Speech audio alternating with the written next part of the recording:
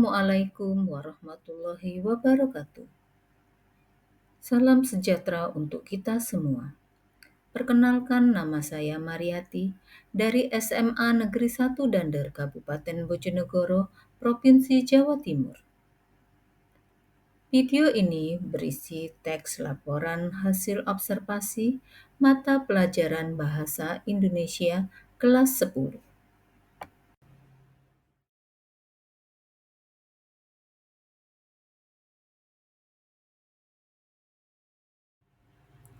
Sahabat belajar, perlu kita ketahui bahwa observasi adalah proses untuk mendapatkan sebuah data informasi melalui pengamatan. Nah, hasil pengamatan itu ditulis dalam laporan atau teks laporan hasil observasi. Sahabat belajar, teks laporan hasil observasi biasanya berisi fakta-fakta yang dapat dibuktikan secara ilmiah. Tujuan teks laporan hasil observasi adalah untuk mendapatkan ciri-ciri teks laporan hasil observasi. 1. Bersifat objektif. Objektif di sini maksudnya adalah teks laporan hasil observasi harus disajikan sesuai dengan keadaan objek yang sebenarnya. 2. Berdasarkan fakta. Masih ada kaitannya dengan ciri yang pertama, teks laporan hasil observasi haruslah ditulis berdasarkan fakta yang dilakukan di lapangan. 3. Bersifat khusus atau spesifik.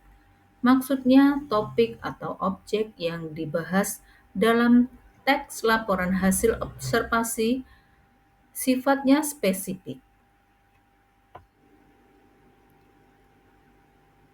Ciri yang keempat disajikan secara lengkap.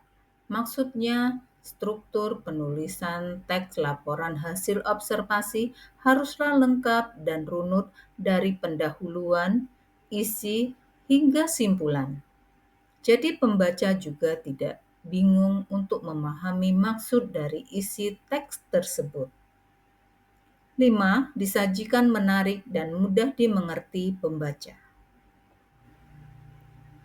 Struktur teks laporan hasil observasi terdiri atas pernyataan umum, berisi penjelasan umum tentang objek yang diamati. 2. Deskripsi bagian, berisi penjelasan rinci dari setiap bagian yang diamati. 3. Deskripsi manfaat, penjelasan tentang kegunaan atau manfaat objek yang diamati. Kaidah kebahasaan teks laporan hasil observasi. 1. Menggunakan kalimat definisi. 2. Menggunakan konjungsi atau kata hubung. 3. Menggunakan kalimat simpleks dan kalimat kompleks. 4. Menggunakan sinonim dan antonim. 5. Menggunakan data.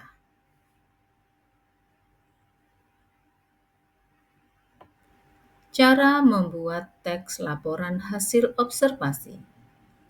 Pertama, tentukan terlebih dahulu tema kegiatan observasi. Kemudian tentukan tujuan observasi. Dan yang ketiga, melakukan proses observasi. 4. Menyusun kriteria aspek yang harus dilaporkan. 5. Membatasi aspek yang harus dilaporkan. 6. Mulai mendeskripsikan unsur-unsur yang dijelaskan sesuai aspeknya. 7. Melengkapi teks laporan hasil observasi dengan data dan gambar. 8. Membuat simpulan hasil observasi. Contoh laporan hasil observasi dengan judul Tumbuhan Semanggi. Pernyataan umum berisi semanggi atau Marsilea Crenata adalah tumbuhan air yang sering ditemukan di daerah tropis dan subtropis, termasuk Indonesia. Tumbuhan ini memiliki bentuk daun yang khas, yaitu menyerupai daun berjumlah 4 yang simetris, sehingga sering dianggap sebagai simbol keberuntungan. Semanggi biasanya tumbuh di area basah atau sawah, tepi kolam, atau rawa-rawa. Deskripsi bagian menceritakan tentang akar, batang, daun, bunga, dan buah dari tumbuhan semanggi. Deskripsi manfaat. Pada bagian ini menjelaskan semanggi memiliki beberapa manfaat terutama dalam kehidupan sehari-hari dan lingkungan.